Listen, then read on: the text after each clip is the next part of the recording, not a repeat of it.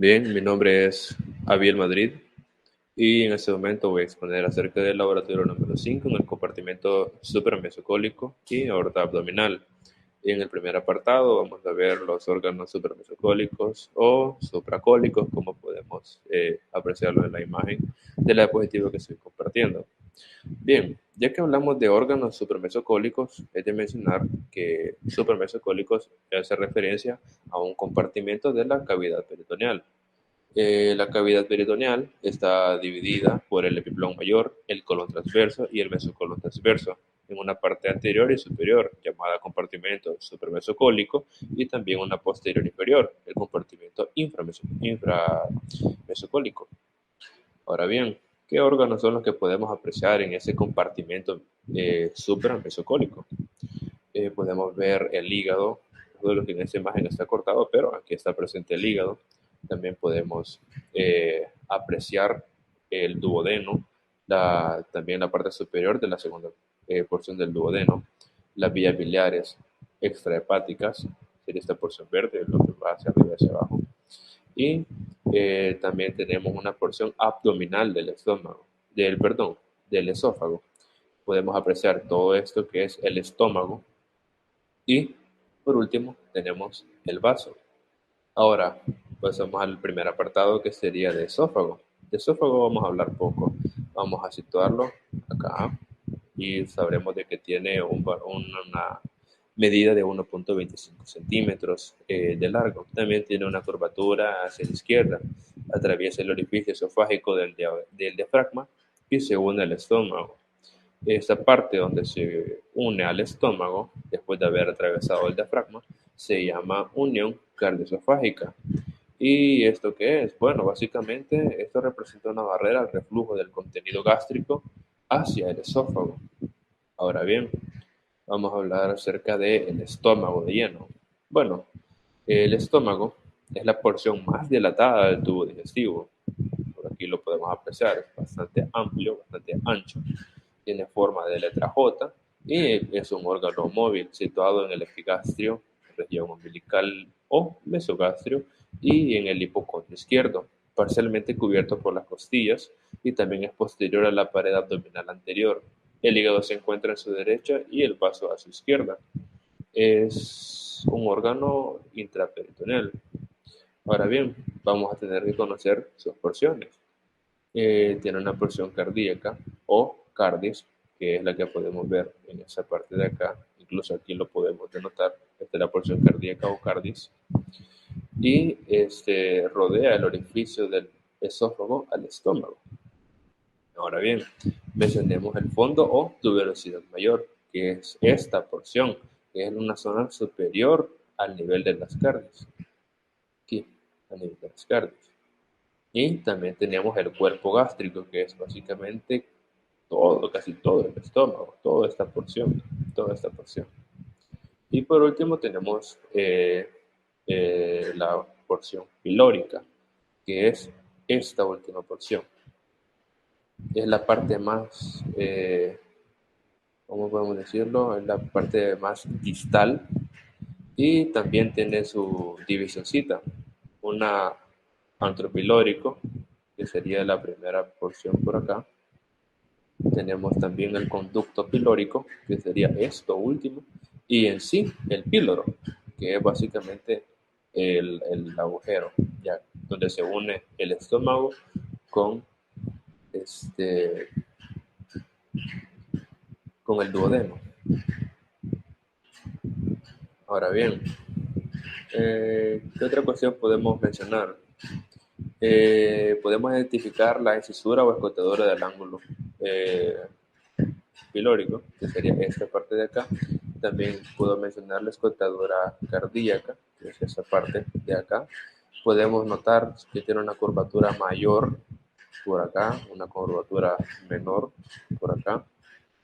Tiene los dos orificios, como había mencionado, el orificio de las cardias, este de aquí, y el orificio del píloro. Ahora, ¿qué posiciones podemos mencionar también en cuanto a las relaciones del estómago? En decúbito supino y en el estómago vacío, las relaciones de este órgano son anteriormente el hígado, la pared abdominal anterior y algunas veces el colon transverso. Ahora, posteriormente, también está el diafragma, la glándula suprarrenal izquierda, el páncreas, una parte del riñón izquierdo y el mesocolon transverso. También el vaso se relaciona con ambas caras, por lo general con la posterior. Ahora, pasemos a hablar acerca del drenaje linfático. Bueno, los vasos linfáticos del estómago se comunican con el esófago y con el duodeno. También estos siguen a los vasos sanguíneos y se ordenan en 4 grupos, como lo vamos a ir apreciando por acá en diferentes sectores. Ahora, si nos enfocamos en el primer grupo, estos se acompañan a las ramas de la arteria gástrica izquierda, reciben tributarios de cada lado del estómago y terminan en los ganglios superiores o ganglios gástricos superiores, serían estos por acá. Tenemos un segundo grupo, que son los que drenan el fondo y la porción izquierda del cuerpo del estómago, acompañan a las arterias gástricas cortas y terminan en los ganglios pancreático-lineales, que serían básicamente estos de acá. Y tenemos un tercer grupo, que son los que drenan la porción derecha de la curvatura mayor hasta la región pilórica y desembocan en los ganglios gástricos inferiores. Y estos a su vez desembocan en ganglios subpilóricos, serían estos de acá. Y por último, un cuarto grupo de vasos linfáticos que drenan la porción pilórica y terminan en los ganglios hepáticos, subpilóricos y gástricos superiores. Básicamente son esta porción de acá. Ahora, ¿qué podemos mencionar además de esto? Bueno, que todos estos grupos de ganglios linfáticos drenan en el grupo de ganglios celíacos, y aquí la linfa es llevada hacia la cisterna del kilo, y pues ahí es donde se inicia el conducto torácico. Otra cuestión que podemos mencionar es que el drenaje sanguíneo y linfático del estómago permite que patologías como el cáncer se disemine fácilmente al hígado, ya sea por la vena porta, o también a la pelvis, que es por los vasos linfáticos retroperitoneales, o también se puede ir a cualquier parte del cuerpo, ya que ahí están las venas y el conducto torácico. En fin, esta ha sido mi participación. Hola, me llamo Luis Alexander Lazo Zelaya y yo les voy a hablar acerca del intestino delgado y del páncreas. El intestino delgado es la porción más larga del tubo digestivo. Este mide aproximadamente 6 a 7 metros de longitud y se extiende del orificio pilórico del estómago hasta la vesícula ileocecal. A él le podemos describir 3 porciones, las cuales son el duodeno, el yeyuno e ilion, como nosotros lo podemos observar en esta imagen. Y estas porciones las ubicamos en 2 compartimientos. La primera porción y la primera parte de la segunda porción nosotros los ubicamos en el compartimiento supramesocólico, y el resto del tubo digestivo nosotros lo ubicamos en el compartimiento inframesocólico. Ahora les comenzaré a hablar acerca de la primera porción, que es el duodeno. El duodeno se extiende del piloro, que es esta que nosotros podemos observar por aquí, hasta la flexura o ángulo duodeno-yeyunal, que es el que está aquí. Esta porción mide aproximadamente de 20 a 25 centímetros de longitud y es la parte más corta, ancha y fija del intestino delgado. Posee una característica, la cual es que no posee mesenterio excepto en su primera porción, la cual mediante el ligamento hepatoduodenal se encuentra unido al hígado, que es el que nosotros podemos ver por aquí. Y el peritoneo recubre esta zona, por lo cual se le considera como retroperitoneal. Recibe el nombre de duodeno ya que se dice de que mide aproximadamente 12 traveses de dedo y tiene una forma tiene una forma variable, pero por lo general nosotros podemos encontrarlo con una forma de C, como lo podemos observar en esta lámina, la cual está cubriendo o encerrando la cabeza del páncreas. El páncreas lo podemos ver por esta zona. Ahora bien, al duodeno se le conocen 4 porciones. Tenemos la porción superior, que es la primera porción infrahepática o duodenal. Tenemos la porción descendente del duodeno o segunda porción o prerrenal. Tenemos la porción horizontal o tercera porción inferior o preaórtica, y tenemos la porción ascendente o cuarta porción. Entonces les comenzaré a hablar acerca de la porción superior. Esta porción se extiende desde el píloro hasta el cuello de la vesícula, aproximadamente por esta zona, y se encuentra justo a la derecha de la vértebra lumbar número 1. Y la parte inicial de este pedazo se encuentra cubierta en su totalidad por peritoneo del aumento, por lo cual se dice que tiene poca movilidad, y el resto de la primera porción está fijado a la pared abdominal posterior. Esta porción del duodeno mide aproximadamente 5 centímetros de longitud y en ella se encuentra la mayoría de las úlceras duodenales. Ahora bien, tenemos un investigador que nos dice o nos pide las relaciones posteriores de la primera porción del duodeno, que es la que les acabo de explicar. Y en este nosotros podemos encontrar 4 estructuras. Tenemos el conducto coledoco, que es el que nosotros observamos por aquí. Tenemos la arteria gastroduodenal, que la podemos observar por aquí. Tenemos la vena porta hepática y la vena cava inferior, que son las que podemos observar en esta zona. Ahora bien, les hablaré acerca de la segunda porción, que es la porción descendente del duodeno. Esta porción es atravesada por el mesolocón transverso, por la cual está dividida en dos zonas, o en dos porciones, una porción supramesocólica y en una porción inframesocólica. Esta porción mide aproximadamente de 7 a 10 centímetros de longitud y se inicia en el cuello de la vesícula, desciende casi de forma vertical, pasa por el lado izquierdo del riñón derecho y pasa por la derecha de la segunda y tercera vértebra lumbar. También es atravesada por el colon transverso en su superficie anterior y tiene una característica, que aquí es donde desembocan dos conductos, que es el conducto coledoco y el conducto pancreático, que son estos que nosotros podemos observar por aquí. El que está de verde es el conducto coledoco y el que se mira un poco de amarillo es el conducto pancreático. Entonces, la porción descendente del duodeno iniciaría en esta porción y vendría terminando básicamente por esta porción. Y a esta porción nosotros la podemos relacionar tanto anterior, lateral, medial y posteriormente. Anteriormente se ubicaría la vesícula biliar, el lóbulo derecho del hígado, el colon transverso y su meso. Lateralmente nosotros ubicamos la flexura cólica derecha, que es la que nosotros tenemos por aquí. Medialmente nosotros ubicaríamos la cabeza del páncreas, que es la que tenemos por aquí, y el conducto biliar común, que es el que tenemos por aquí. Posteriormente nosotros podemos ubicar el riñón derecho, la vena cava inferior, el músculo psoas y los vasos renales derechos. Esta porción también tiene una característica, la cual es que posee una papila duodenal mayor, que es la que nosotros podemos observar aquí, que es una prominencia o engrosamiento que se forma debido a que aquí desembocan los dos conductos que mencionaba anteriormente, y estos dos conductos se fusionan para formar un solo conducto llamado ampolla hepatopancreática, o también llamado de Vater. Ahora tenemos la tercera porción, que es la porción horizontal o tercera porción inferior o preaórtica. Esta porción mide aproximadamente de 5 a 7.0 centímetros de longitud y tiene una dirección horizontal. Va de derecha a izquierda, pasa frente al músculo psoas, pasa por el uréter derecho, pasa por los vasos gonadales, cruza la vena cava inferior, la columna vertebral lumbar y también cruza la arteria aorta abdominal. Esta porción va a terminar a la tercera vértebra lumbar y es cruzada también vertebralmente por los vasos mesentéricos superiores, que son estos que nosotros observamos en esta zona. Y la última porción, o la porción ascendente, esta porción mide aproximadamente 2.5 centímetros de longitud y va hacia arriba y a la izquierda de la aorta abdominal para llegar al borde superior de la vértebra lumbar número 2. Esta porción termina en la flexura o ángulo duodeno-yeyunal. Recordemos que el duodeno termina en la flexura o ángulo duodeno-yeyunal. Ahora bien, esta porción se mantiene fija al diafragma mediante un músculo suspensorio del duodeno. Y les comenzaré a hablar acerca del páncreas. Este es un órgano que está recubierto por peritoneo, por lo cual se le considera como retroperitoneal y está en una posición transversal por delante de la pared abdominal posterior.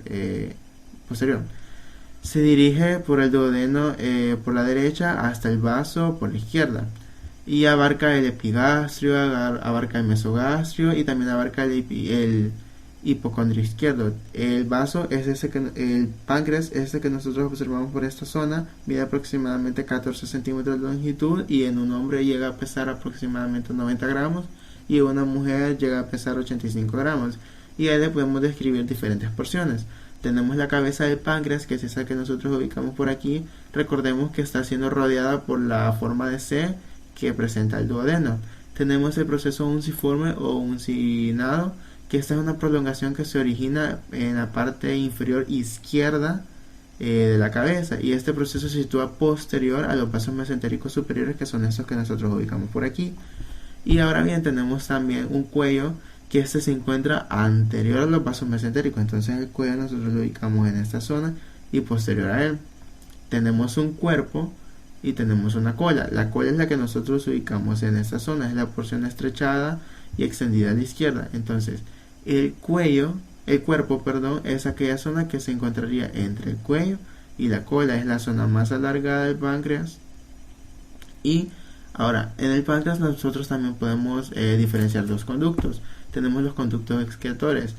Tenemos el conducto pancreático principal, que es este que nosotros podemos ver por aquí, o conducto de Wirsung, que es el que se viene a fusionar con el conducto coledoco. Y tenemos el conducto pancreático accesorio, que es este que está por aquí arriba, que es el de Sartorine, que este conducto se encarga de drenar la cabeza del páncreas y desemboca en la papila duodenal menor, 2 centímetros por arriba de la papila mayor.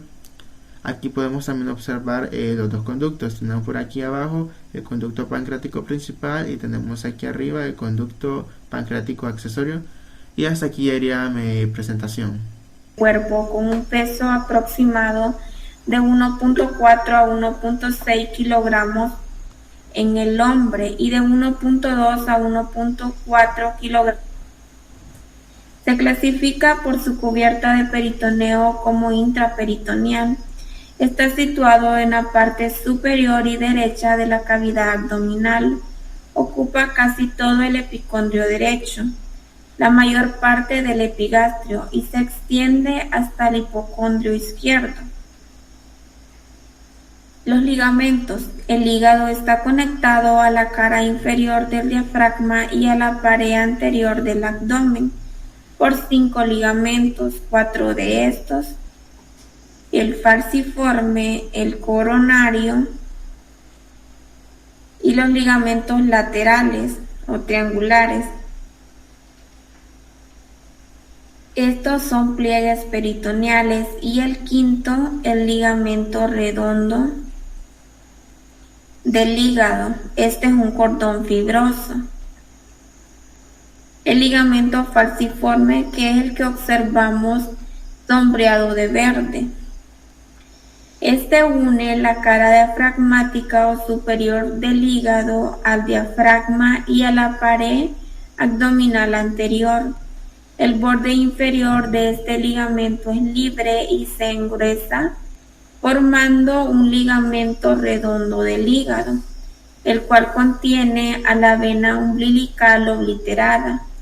Un extremo de él termina en el ombligo y el otro en el hilio hepático.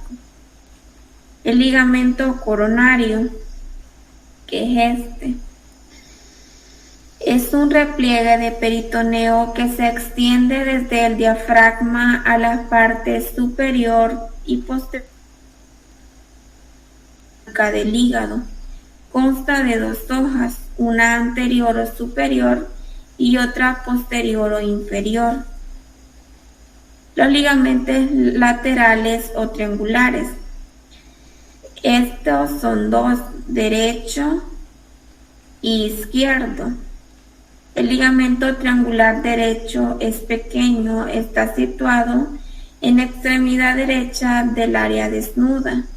Se dirige al diafragma con quien lo une.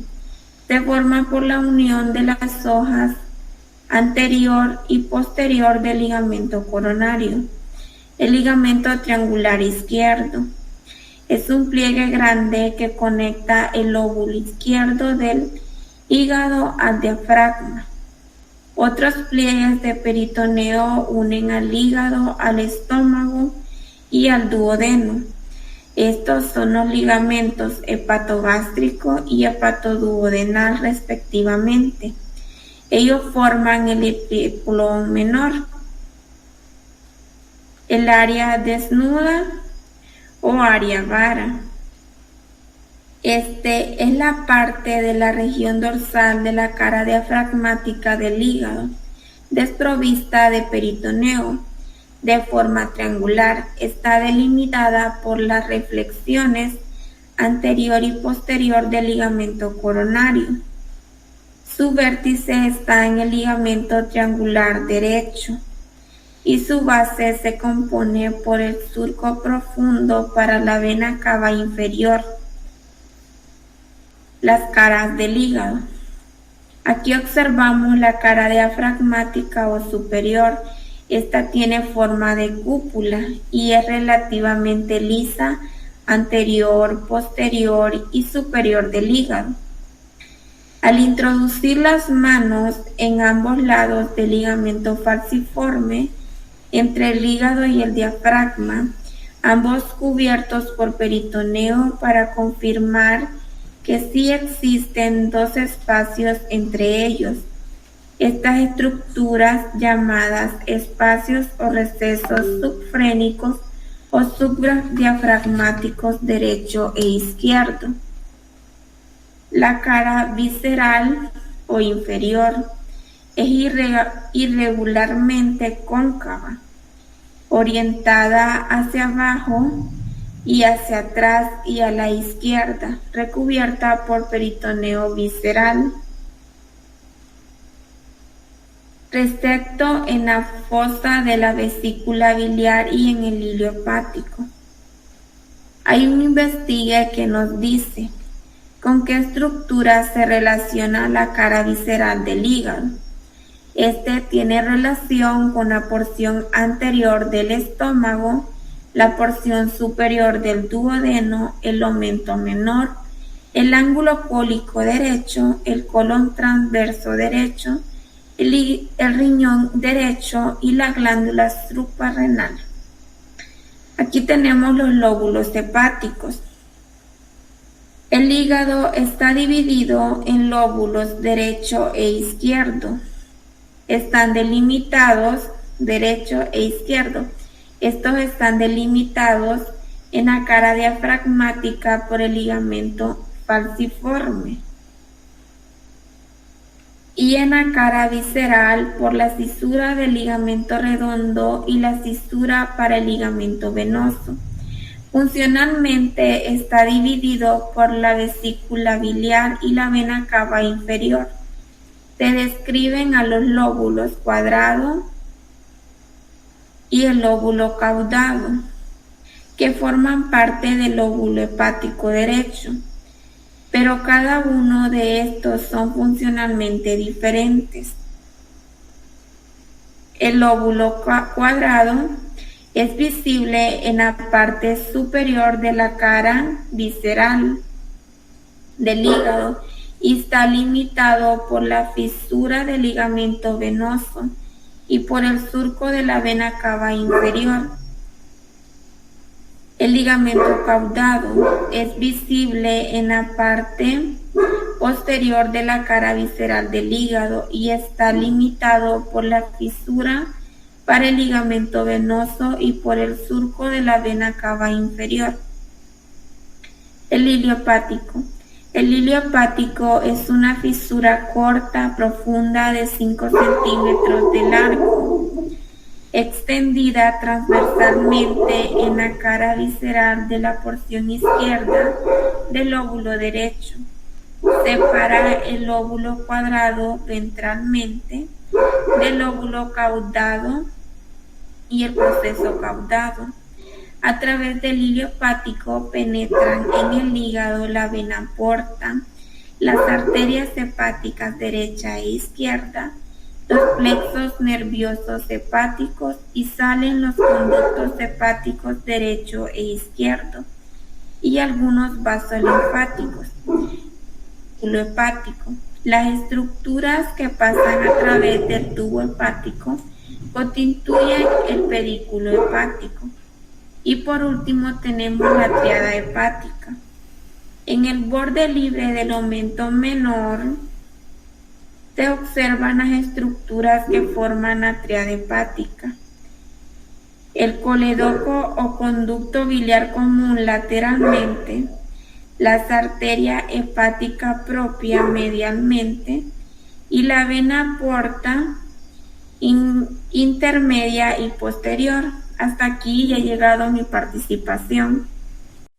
Hola, mi nombre es Alexandra y en esta oportunidad me ha correspondido hablar acerca de las vías biliares extrahepáticas, el vaso y la aorta abdominal.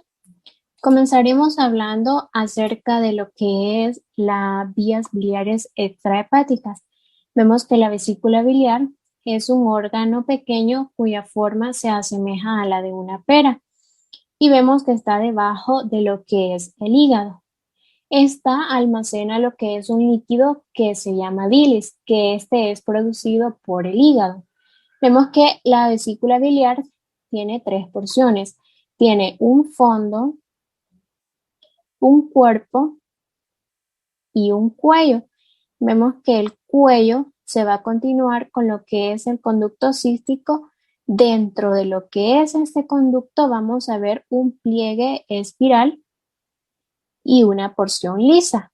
Luego tenemos lo que son los conductos que drenan la bilis, que viene del hígado, que son los conductos hepático derecho y los conductos hepáticos izquierdo. Vemos que ambos se unen casi en un ángulo recto de 90 grados, que son estos que podemos ver en esta imagen. Vemos que estos conductos se unen para formar el conducto hepático común, que es este que vemos acá. Al unirse el conducto hepático común con el conducto cístico, forma lo que es el conducto colédoco, que es esto que podemos ver acá. Lo vemos en esta imagen también acá. Y vemos que el conducto colédoco puede medir de lo que es de 4 a 8 centímetros. Y este conducto también tiene lo que son sus porciones. Vemos lo que es su porción supraduodenal, la porción retroduodenal, la porción retropancreática y la porción intraduodenal. Vemos que la porción intraduodenal recibe lo que es al conducto pancreático principal y ambos en conjunto drenan en la segunda porción del duodeno denominada carúncula mayor o también conocida como papila duodenal mayor. Vemos aquí la papila duodenal menor. Ahora les continuaré hablando acerca del vaso. El vaso es un órgano vascular blando que está situado en el hipocondrio izquierdo a nivel de la 9ª y la 10ª costilla. El vaso presenta lo que son dos caras o superficies. Vemos una cara diafragmática, que esta es convexa y lisa y está en contacto con lo que es el diafragma. Y también tenemos lo que es una cara visceral, que esta está en contacto con lo que son las vísceras del abdomen. También vemos que tienen lo que son dos extremos o polos. Vemos lo que es el extremo posterior, este que tenemos aquí, y el extremo anterior. Dentro de la cara visceral tenemos lo que son diferentes impresiones. Tenemos la impresión renal, que está en contacto con el polo superior del riñón izquierdo, la impresión cólica y la impresión gástrica, que está en contacto con la curvatura mayor del estómago. Dentro de lo que es la cara visceral, tenemos lo que son, esta estructura que se conoce como el hilio esplénico, que este es el punto de entrada de vasos esplénicos, de los vasos esplénicos. Vemos aquí la arteria esplénica y la vena esplénica. También tenemos lo que son los ligamentos gastroesplénicos, que son estos que tenemos aquí, y los ligamentos esplenorrenal, que son estos. Ahora continuaremos hablando acerca de lo que es la aorta abdominal. Continuando hablando acerca de la arteria aorta abdominal, vemos que esta arteria inicia su recorrido a nivel del hiato aórtico. Vemos que cuando la aorta torácica atraviesa a través de este orificio, esta cambia a lo que es el nombre aorta abdominal, que esta está a nivel de lo que es la vértebra D12 y termina a nivel de la vértebra L4. A este nivel vemos que da sus dos ramas terminales, que son las arterias ilíacas primitivas o arterias ilíacas comunes. Vemos que esta aorta abdominal, vemos que tiene sus relaciones.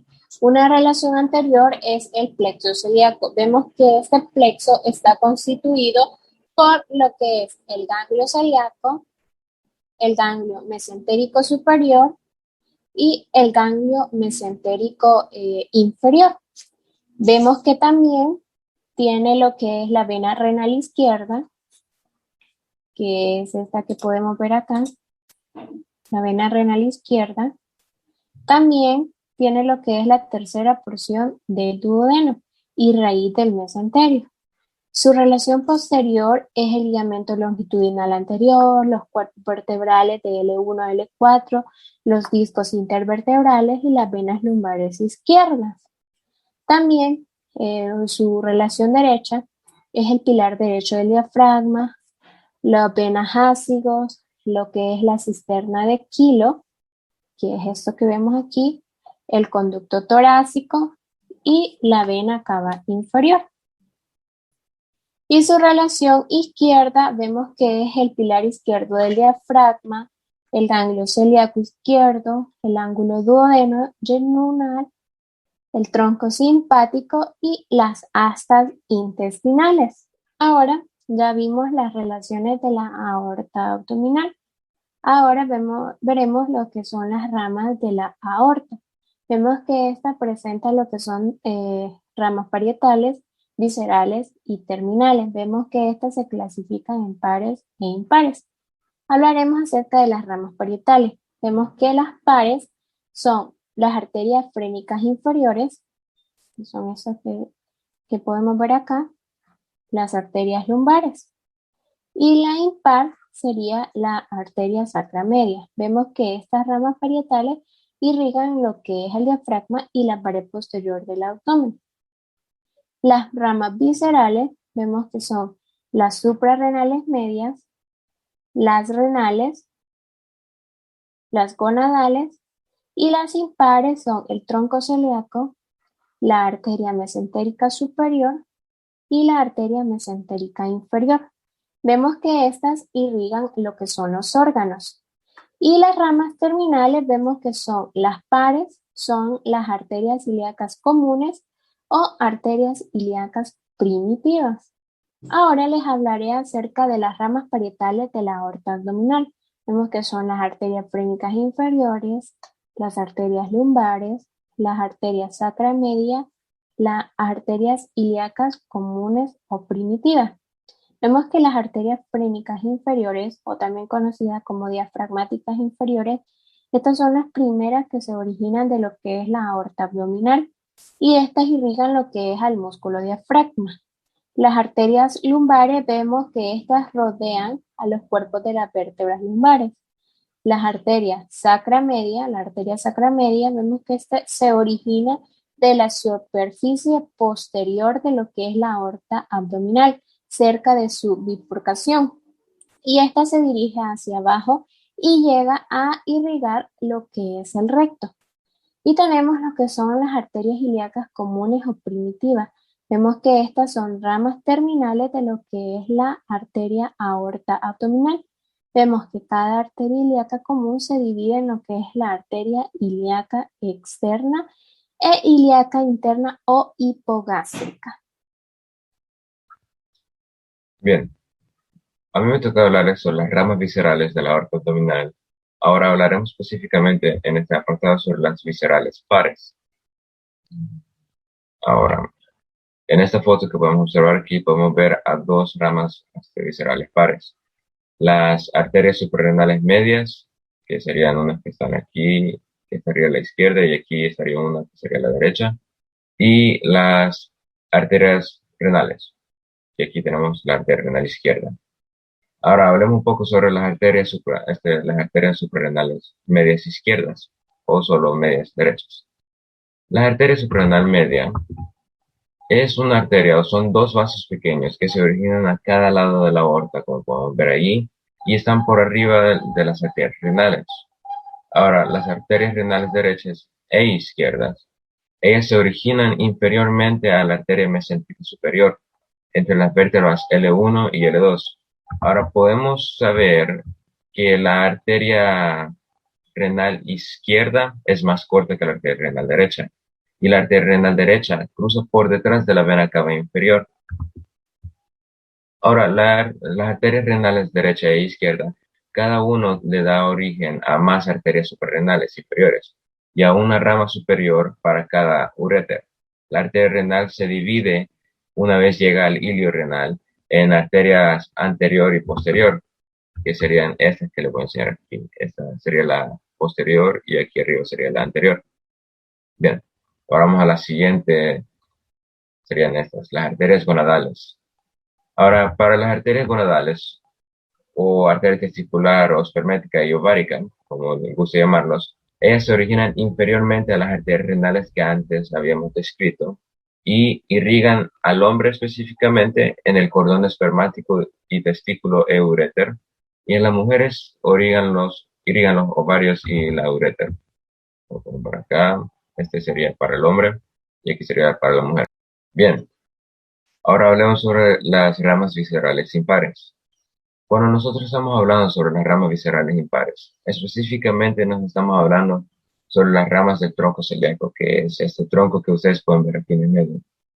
Ahora, para darle un poco de contexto y la ubicación del tronco celíaco, digamos que el tronco celíaco emerge de la cara ventral de la aorta y está inmediatamente abajo del hiato aórtico. Ahora identifiquemos algunas arterias o ramas del tronco celíaco. Empecemos por la primera, la arteria gástrica izquierda o la arteria coronaria estomáquica, que sería esta que vemos aquí. Ahora, la arteria gástrica izquierda suele ser la primera rama del tronco celíaco y también la de menor calibre. Ella se dirige hacia arriba y hacia la izquierda, como podemos ver aquí en la imagen, por detrás de la pared posterior de la transcavidad de los epiplones. Luego se dirige a una unión esofágica, donde se describe un arco emitiendo ramas del aumento menor y irrigando las dos caras del estómago en esta zona. Ahora, esta rama se anastomosa con la arteria gástrica derecha o la arteria pilórica, que es otra de las ramas viscerales impares, que es parte de la hepática común, que es la que vamos a hablar ahorita mismo. Ahora hablemos sobre la arteria hepática común, que sería esta de aquí. La arteria hepática común tiene varias ramas, ¿sí? Ahora hablemos sobre una de estas ramas. Vamos a hablar sobre la arteria gastroduodenal, que sería esta de acá. Disculpen, aquí, perfectamente aquí se puede ver. Ahora, la arteria gastroduodenal, por lo regular es su primera rama de la arteria hepática común, y ella se encuentra al principio y a la izquierda del conducto del coledoco. Luego desciende dorsal a la primera porción del duodeno y crean unas ramas terminales, las cuales serían dos. Ahora estas dos ramas terminales tienen el nombre de la rama gastroomental derecha o gastroepiploica derecha y la pancreatoduodenal superior anterior, que sería esta de aquí. Como podemos ver, no están delimitadas el nombre, pero estas serían las ramas de las cuales estamos hablando. Ahora hablemos sobre otra de las ramas de la arteria hepática común, la arteria gástrica derecha o la arteria pilórica. Como antes habíamos dicho, esta arteria es la que se anastomosa con la arteria gástrica izquierda o la arteria coronaria estomáquica. Ahora, esta se dirige al piloro y se anastomasa con la arteria gástrica izquierda en la curvatura menor del estómago. Ahora hablemos sobre otra de las ramas de la arteria hepática común. Sería la arteria hepática propia, que es esta de aquí. Ahora, algo interesante de la arteria hepática propia es que ella también tiene sus propias ramas. La arteria hepática izquierda y la arteria hepática derecha que estamos viendo acá. Esta sería la izquierda y esta sería la derecha. Ahora, la arteria hepática propia, aparte de dar un origen hacia la arteria hepática izquierda y derecha, también esta última se origina de la arteria cística, la arteria hepática derecha, y se dirige hacia la vesícula biliar, como podemos ver acá en la foto, y la irriga, el que le da la irrigación a la vesícula biliar. Ahora vamos a hablar sobre otra arteria visceral impar, que ya no es parte de la arteria hepática común, ya no es una de sus ramas, sino como una parte. Es la arteria esplénica, que sería esta de aquí. Aquí tenemos la arteria esplénica, esta larga arteria de aquí, como pueden ver. Ahora, la arteria esplénica cursa a lo largo del borde superior del cuerpo del páncreas y llega a alcanzar el vaso. Una de sus ramas importantes es la gastroepiploica izquierda, que alcanza la curvatura mayor del estómago a través del ligamento gastrointestinal. Esa es la que podemos ver aquí en la foto. Para luego poder hacer un recorrido en el contenido del aumento mayor hasta anastomosarse con la gastroepiploica derecha, que sería otra arteria. Cerca del vaso, la arteria esplénica y sus ramas gástricas cortas irrigan el fondo gástrico, esa es su mayor función. La arteria esplénica da varias ramas a la irrigación del cuello, el cuerpo y la cola del páncreas, tales como la pancreática dorsal y la pancreática mayor o la pancreática magna. Es los nombres de las arterias. Ahora, hablemos sobre la inervación del compartimento supramesocólico. Para empezar, vamos a hablar sobre el plexo celíaco y los ganglios celíacos en específico. Ahora, ellos suministran la inervación de los órganos y estructuras de este compartimento. Ahora, el componente parasimpático que ellos reciben de los nervios es de los nervios vagos y el simpático de los nervios esplácnicos derechos. Ahora, los ganglios celíacos son dos masas de tejido ganglionar situado por arriba de la aorta abdominal. Aquí no se describen, no se ve el nombre, pero serían estas dos más pequeñas de acá arriba. ¿Ven estas dos? Estas dos serían los ganglios celíacos. Ahora, estos ganglios celíacos son importantes. ¿Por qué? Pues porque cada uno de los ganglios celíacos que